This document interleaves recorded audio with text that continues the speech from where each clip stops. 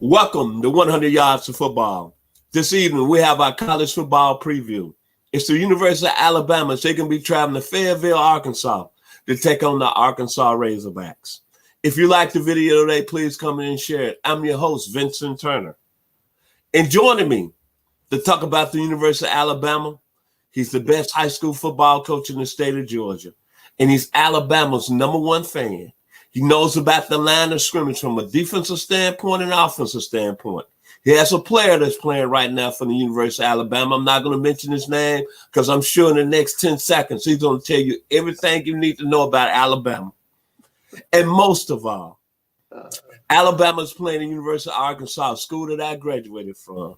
So I know he's going to have a lot to say about them traveling to Fayetteville, Arkansas. If you like the video, please come in and share it.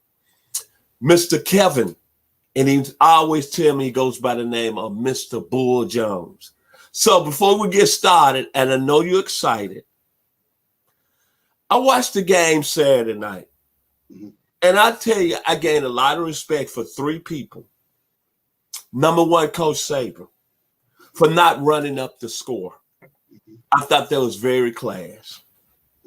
Because they easily could have put 70 or 80 on LSU on Saturday night. Number two, I asked you a question by a gentleman. We're not going to bring his name up on the air this evening. It's on another show here locally in the Metro Atlanta area. And the guy called Mac Jones a game manager. Right now, Mac Jones is going to win the Heisman Trophy if Alabama doesn't drop the ball.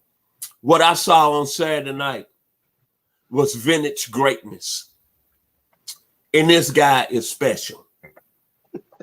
And he probably, if he wants to declare, can probably be a first-round grade. I don't care about what Kyle Trask is doing in Florida. But Mac Jones is looking like Joe Burrow of 2019, who played at LSU. And I'm going to bring his name up one more time. I've been on this great earth for 60 years. And I've seen some great college football wide receivers. From Lynn Swann to Jerry Rice, to Kevin Johnson that played at Georgia Tech, to Randy Moss, to Peter Warwick at Florida State, Randy Moss when he was at Marshall. And even here recently in Alabama with Julio Jones, the class last year with Jerry Jeudy and Henry Ruggs. But man, I'm going to tell you, and I'm going to let you have the float, and I want you to start with Devontae Smith. It's hard for me to not say I've seen a better receiver on the college level in the history of college football. So help me out, Roll Tide. You have the floor, Mr. Kevin the Bull Jones. Well, I tell you what, it's a great evening to be a Bama fan. My Bama fans, go ahead, and we're going to take a few minutes to just, I want you to get comfortable because I want to drop some knowledge on you about some stuff going on here. Okay, so I'm going to start exactly where you want me to start today. Let me talk about Devontae Smith. Okay, Devontae Smith had 3 touchdowns in the game, over 240 yards in receptions. Okay, one of his teammates is out for the season, so they say, with a broken lower leg ankle injury. So Devontae Smith, who was that one that caught that wonderful catch for the national championship win several years back for us, he is the catalyst of that receiving crew. Keep in mind that even though Coach Saban was there physically, mentally, and in great health to be able to coach, there were 4 coaches on the staff that were not able to be a part of the game because they were back home with the COVID. That being the receivers coach, Holloman Wiggins. He was at home. Okay. Great coach, great receivers coach, the leader in that meeting room for those receivers. Holloman Wiggins was at home. He couldn't be there. So someone had to go ahead and assume the role of that favorite word for Coach Saban, accountability. Sal Sinceri, A very vocal, animated position coach. One of the most vocal. If you ever get a chance to see this man on the field, I tell you what, he verbally is that guy. If you know what I mean, sports fans. And I take nothing away from him because he's a heck of a coach. One time he fussed me out one time, Vincent, because one of my players who ended up signing with Louisville, one of my outside linebackers, wasn't there yet. And he just blessed me out like I was a player. I'm a grown man. He blessed me out. And but it was all in love and coaching. Okay. So I didn't take it personally. So what I'm trying to say is you had two coaches that weren't there. Oh, they might have added Carl Scott. Carl Scott, outstanding secondary coach for Alabama, wasn't there. He wasn't at the game because he's battling COVID as well. And then last but not least, Freddie Roach, okay, was also likewise not there. Four position coaches. Okay, the ones that were there last week when Coach Saban couldn't be there, now they couldn't be there this week. Okay, so the tide turned once again. So what does Devontae Smith do? He goes out, he catches some great passes against All-American defensive back by the name of Stingley Jr. Okay. He caught several passes against him. One of the most acrobatic catch. I tell you what, if Julio Jones had done that in the game yesterday, Falcons would have won, but that's another story. Anyway, he made a sensational catch. Sometimes he's double teamed, sometimes he's not double teamed. Okay, but he still made the play. And might I add, he took one of the toughest hits in the game early in the first quarter. He ran a crossing route, and Jacob Stevens, the big free safety. I mean, he's 6'3.5", 6'4", 230 pounds. Laid a legal hit. Let me put it like this: it was legal, it was clean, good hit. And keep in mind, Devontae Smith is less than 190 pounds. He ran through him, Vincent. You know what Devontae did? He didn't get up talking trash. He didn't curl up like a snail. He didn't have to call for the trainer, come get me. He just went ahead, popped back up, tough as steel, Teflon Don, as we call, and he went and got ready for, guess what Coach Saban says? The next play. That tells you about the toughness of that Bama offense, those Bama skilled players, the team in general. Now, let me back up one thing. Two people that Devontae Smith reminds me of. One of them played for the San Francisco 49ers, guy by the name of John Taylor, one of the most prolific receivers. If you ever look at how they're built, that slender build, long legs, long arms, slender, fast, but smooth and extremely fluid. The other one is John Starworth. Everybody used to always pay attention to Lynn Swann, and Big John Starworth from Alabama A&M would turn around and make those great catches. So hats off to Devontae Smith. Now, Vincent, let me go ahead and share this with you, and I'm going to flip it back to you. For those individuals that say that Mac Jones is a game manager, well, let me see. He is leading the nation in completion rate, 76%. He's leading the nation. He's one of the top four in the nation in passing. The only ones in front of him is a quarterback from University of Central Florida, North Carolina, and, of course, Kyle Trask, who I will say is having a sensational year. Mac Jones is leading the nation in average yards thrown each pass he's thrown. The average is 12.2 yards per catch, per yardage per catch. So he's leading the nation in those categories, and he's ranked in the top four with over 3,000 yards passing. So how can you be a game manager when you are leading an offense that averages 49 points per game? 49 per game. And he didn't even play the fourth quarter in the game Saturday night against LSU. He didn't play the fourth quarter. And last but not least, well, when he was coming out of high school, he was the number 9 rated pro-style quarterback in the nation, okay? Came out of Bowles High School, taking them to the state championship game. He had a 4-star ranking by rivals, by the top prep star rankings. He was one of the top 300 players in the nation. And then also, 247 composite had him the number 12 quarterback in the nation. Okay, so he had all of these boxes that would check to say that he was one of the top players in the nation. Oh, and last but not least, I'm going to leave it right here. Of the top 9 passing performances of 400 yards or better in the history of Alabama, he's got 3 of them. I'm going to leave it right there for those individuals that say that he is a game manager. I think that's absurd. I think that's really cutting him short. He has paid his dues. He's been in the war room, the quarterback room, with a great game planner, a great strategic offensive coordinator in Steve Sarkisian. Okay, and before Sarkisian was there, he was with other people that were there as well. So, it's kind of hard to see how people would think that he's a game manager. He's just turned around. I'd rather you just tell me he made it look boring, and I'll go ahead with you with that. Other than that, he's one of the best to play in the game, and you are absolutely correct. Alabama wins the national championship. Excuse me. They go into the SEC championship game. It's going to be a gunslinger fight. Guess what? Mac Jones wins the game. He wins the Heisman. One thing I would say is that I've talked a lot of football with you over the last few months, and you talk highly of the Alabama program to a point it even was kind of, I want to say, nerve-wracking. But I would say this. I've gained a lot of respect over the last few months and now understand what you're saying. When you're talking about a program ran by, arguably, you could put Nick Saban in the Rams of Bear Bryant and Eddie Robinson. The guys did it at a high level for, maybe 10 straight years. And every time you think that his football program is going to take a step back and they lose players, they lost a guy that went, 5th overall in the draft?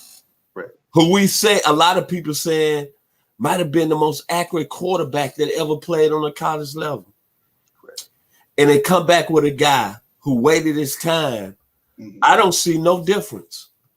They lost 2 receivers that went in the top 17 picks of the draft.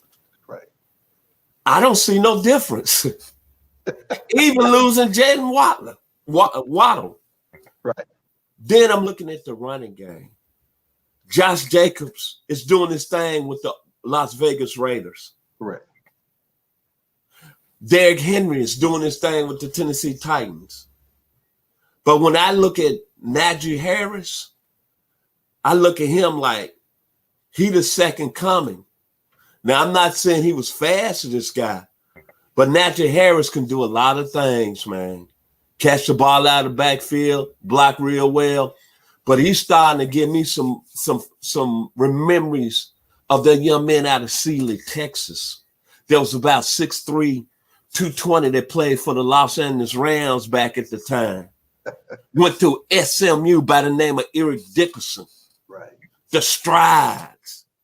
But one thing about Mr. Harris, not only is he a great runner, but I like his durability. He can catch it out of the field. And I don't see him dropping no passes out of the backfield. Then that offensive line, Alex Leatherwood is pancaking people. Yes. Then you go over to the defensive side of the ball. Your man, I'm gonna call him Mr. Terminator this evening. I'm gonna let you announce his name because you coached him. Will Anderson Jr. and AKA the Terminator. Okay. They linebackers, Dylan Moses and Christian Jones, look like NFL guys like missiles out there. And both of them from Baton Rouge. Right. So Ed Orgeron, how did you let them in Devontae Smith, who grew up in a little small town, 50 miles, get out of there? And you saying you can out-recruit Alabama. I think you better hold that point. This football team and what Nick Saban has done is probably not going to be talked about till he's long and gone. And this period in college football history is probably the most dominant that I've seen of any program. It's been some great programs in the 70s like USC that dominated, Nebraska, Oklahoma in the 80s, Miami in the 90s, Florida State in the middle part, late 90s. But in the last 10 years, I understand when you say all the hoopla about that team down in Tuscaloosa. It's something special down there, and it's like a machine. Right. And I'm not going to say because it's the pandemic, but no, over the last 6 games, Alabama, I'm gonna get the stat out because I want to read this. Give me a few seconds because I got it written. Hold on, Coach Jones. Over the last 6 games, Alabama, their average point of defeat is 36 points. And we talking about the toughest conference in all of football. Correct. And they're going up, playing a school that is dear to my heart up there in the northwest corner of Arkansas. I went there a long time ago, graduated long time ago. Graduated in 1982 when New Host was the coach. I want to say kudos to Sam Pittman. I think he's gotten the Razorbacks to a credibility of being respected this year. Kudos to Flippy Franks. I think he's played quality football, even though the Razorbacks are 3-6, but their offense has averaged almost 28 points a game. But however, the defense is giving up almost 458 yards, over 33 points a game. So what I'm hoping on Saturday, I'm hoping Arkansas can at least score more points than LSU did on Saturday night. Because it's a machine coming through Fayetteville, Arkansas at Saturday at 12 o'clock noon Eastern Standard Time. But, man, I've seen a lot of college football in my lifetime. You have, too. We've talked numerous hours of the night. And I watched a lot of great players play this game. I'm going to say it again. A lot of great teams. O.J. Simpson, Archie Griffin, Joe Street Gilliam when he was at Tennessee State, Jerry Rice, Mississippi Valley, the Alabama teams of the 70s with Barry Krause, Marty Lyons, Ozzie Newsome. Even the team back in the early 2008, 2009 with Julio Jones and even Matt Leinart and Reggie Bush. But, man, what they got going on in Tuscaloosa, year in and year out, I don't think it's ever going to be seen. And Nick Saban, I understand why he do some things. He said when jealousy comes to his program, he calls it rat poison. And I like that. But this is a special football team, and they're a joy to watch. And I'll be honest, I don't really be rooting for them half of the time. Because of you, really, basically. But, man, watching that machine on last Saturday night, I didn't see no weakness from an offense, a defensive standpoint. And this what sticks out to me more about anything about this Alabama team. They've had coaches come in and leave on both sides of the ball. We talking about defense and offensive coordinators. But one thing you tell me that I love over the weeks we talk about this program, you always mention that S word, which is a standard. Yes, standard, yes. And that team that comes out on that field Saturday night is well coached. They precision like a Ferrari. Mac Jones. It's something that I'm looking at what they doing. It's not like he's throwing the ball 5-10 yards, bull. This guy's going downfield 20, 25 yards, 50 yards, and it's on the money. And Devontae Smith, can you tell me when the last time he's dropped a pass? He's done a fabulous job. Fabulous. Really? Can you tell me the last time he's dropped a pass? I can't. I don't even. Has he dropped one this season?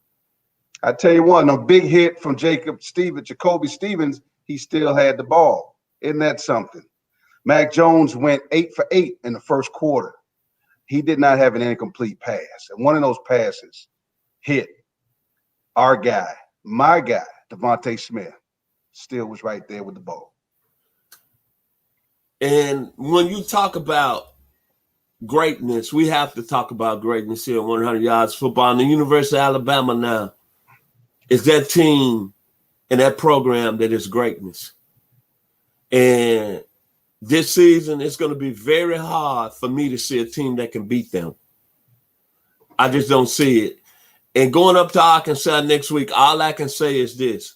To the people at the University of Alabama, to Nick Saban, if you happen to watch the video, please be easy on my alma mater, the University of Arkansas Pig Suey. Take it easy on them. Sam Pittman is trying to build their program. And kudos to Felipe Franks. But the University of Alabama, it's Roll Tide, man. And it's a joy to watch him play every week. I'm sorry. You can say what you want to say. But that is a machine out there. And I got a lot of respect. Mac Jones is no question in my mind. The young man from Bowles High School in Jacksonville, the same place that Chipper Jones attended. That young man has been the best player on the football field, hands down. Well, he's been in front of greatness, Vincent. And greatness is I mean, we're looking at it yesterday afternoon, two quarterbacks from Alabama that were playing, one for the Philadelphia Eagles, one for the Miami Dolphins. So we're talking about greatness and people that do their job to the best of their ability. And that's the part, you know, when the smoke clears, toughness and focus. Toughness, big hit. Devontae Smith took that hit. Okay. Another example of the toughness is when LSU finally drove the ball down to the 15-yard line of Alabama.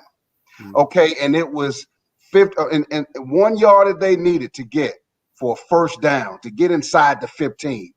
And they looked over to the sideline. Finley looked over to the sideline, looked at his coaches for the call. So Crimson Tide turned around and got into a goal line defense. And it was, and I'm going to say it again, everybody talks about it, because Christian Harris, yes, he came off the edge and made the play, but it was because Anthony DeCulis, the right tackle, 6'6", 345 pounds, got sat on his butt by former Dutchtown High School All-American Will the Terminator Anderson Jr. And let me give hats off to Coach Fed, who coached him his last couple of years at Dutchtown High School. Great coach in this Metro Atlanta area. But Will Anderson took the Culis, Vincent, and sat him on his butt. The film don't lie. He sat him on his butt. And so the running back actually ran right into the butt of the right tackle.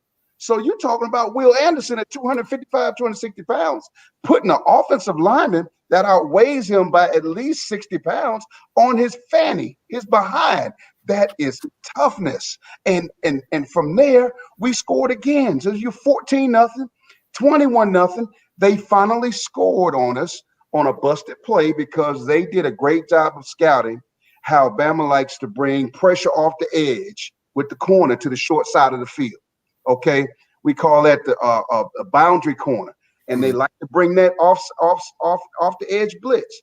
And LSU dialed up a fantastic play for that blitz that they saw coming. And true enough, the whole game plan was probably just to get these young freshman quarterbacks off their mark, which meant you blitz them as much as possible. So they busted a play on us, and it was 21-7.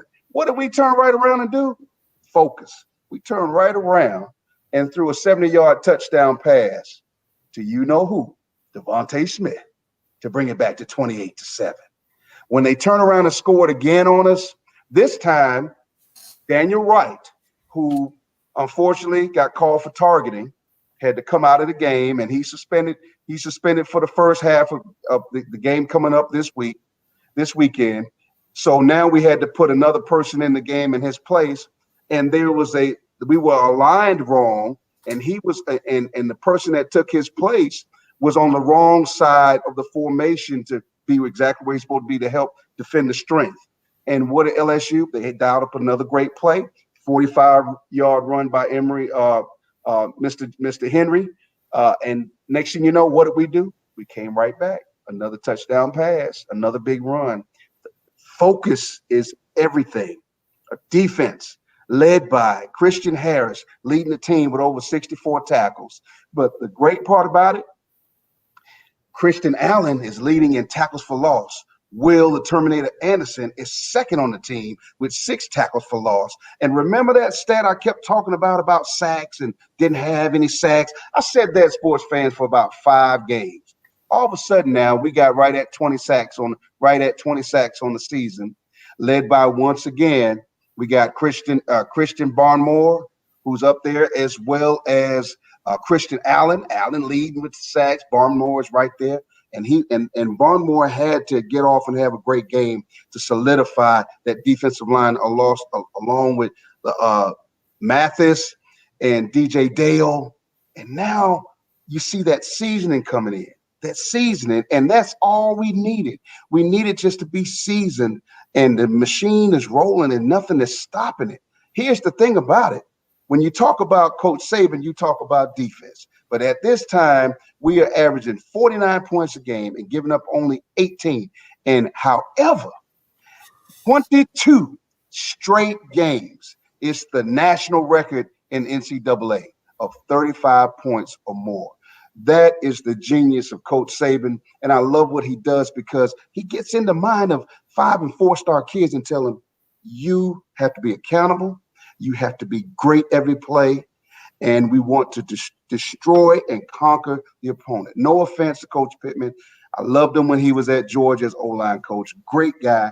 He's going to turn that around. Shout out to Jimmy Smith, former head coach at Cedar Grove High School, who won several state championships, who's there from the Metro Atlanta area as the running back coach up in Fayetteville, Arkansas. Hats off to them. They're doing a good job. But this Saturday, it's not going to be good for them. Won't be good. Final word this evening about the premier program in college football. Where do we go with Alabama from here? Well, matter of fact, before you speak, is it wrong to me to say that Alabama's going to steamroll to the national championship? I think we're going to get a dogfight from Florida for a little while. I think it's going to be a dogfight. Kyle Trask throws that ball around well. I'm not going to take anything away from him. Okay, but the Florida defense is suspect, and they've been some head knocking there with Todd Grantham and Dan Mullen and Coach Mullen, and see those type of things. When you see that on Saturday afternoon on television, Vincent, I can tell you as a coach, that's not where it started. There has been some dissension in the past during the season, whether it's in film session or just the concept of what the head coach wants done and what he brought the defensive coordinator in there. What is the specialty of the defensive coordinator that he brought in? So there's some head knocking there. But to answer your question, Coach Saban is going to play it smart. He's going to get out there and treat it like the same way he treated the game against Auburn, Georgia, and LSU. And he's going to go in there steamrolling. It is business as usual. And then when it's time to take the brakes off, which he will never admit, he won't do it. And I understand because it's a mindset. Conquer and destroy. Sometimes in Sun Tzu, the art of war, it says the battle is already won before it even began. That's what's going down for those Arkansas Razorbacks. Just not this Saturday. And then you don't have 3 weeks to get ready for the SEC championship game. So you have to everything has to stay in the rhythm. Mm-hmm. Coach Saban is not going to bend on that, and neither will his staff, and the expectations of the veteran players like Landon Dickerson and Alex Leatherwood, they understand that as well. They expect every player, no mercy. And that's what it's going to be on Saturday. When I look at the scores from LSU and Florida and Texas A&M, when I look at the points against Missouri, Arkansas gave up 50 points. Against Florida, they gave up 63 points. Against Texas A&M, 42 points. Vincent, however you flip it, I wish I could tell you that there was going to be a white towel thrown in, but I'm sorry. You can't get a white towel this weekend up at Walmart in Fayetteville, Arkansas. It's going down. That's telling you. It's called collateral damage. Collateral damage, meaning you were part of the area, and so you're just part of the damage. This is what it's going to be. So basically, you say a tornado finna come through there, and a hurricane and everything else finna come through Fayetteville. No, a tsunami's coming, Vincent, and it's coming real fast. And everybody, no offense. I love Jimmy Smith, assistant coach on the staff, and I think Coach Pittman is a great guy, but it is what it is. And we talked about it at the beginning of the season. This season, the gunslingers at quarterback are going to determine where the national championship who's going to win the national championship. So when it's all said and done, that's what we're looking at. It's going to be a great game. Well, to end the video today, it's a rock group I like, Disturbed. And I said it on another video. And when I think about Alabama, I think about the song they had out a couple of years ago. It says, "Are you ready?" And the lyrics are like this: "Get up, get up. Well, are you ready now for a revolution?"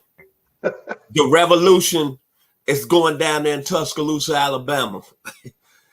And the name of the school is Alabama, the Crimson Tide, Roll Tide. If you like the video today, please comment and share it. Mr. Kevin the Bull Jones with his outstanding analysis joining me this evening. And as I always in the videos, AKA the only son. Matter of fact, Mr. Jones is the only son. So give kudos to your mother before we leave this evening. You got the floor, sir. But definitely want to give a shout out to the real Sergeant at Arms, Evelyn. My mother, Evelyn Jordan. She's doing well, and she is the real trooper. My whole personality probably comes from her. The smiley part, and of course the baby face comes from the other side of the family. But that's the real soldier. Shout out to Mom. Thank you. Love you, Mom. One more time, if you like the video today, please come and share it. As I always in the video, AKA I'm the baby boy and the only son of Chester and Inez Turner from Memphis, Tennessee, the 901. We'll see you next week as we're going to be previewing Alabama and Florida in the SEC championship game. What a program down in Tuscaloosa. Roll Tide. Roll Tide, roll.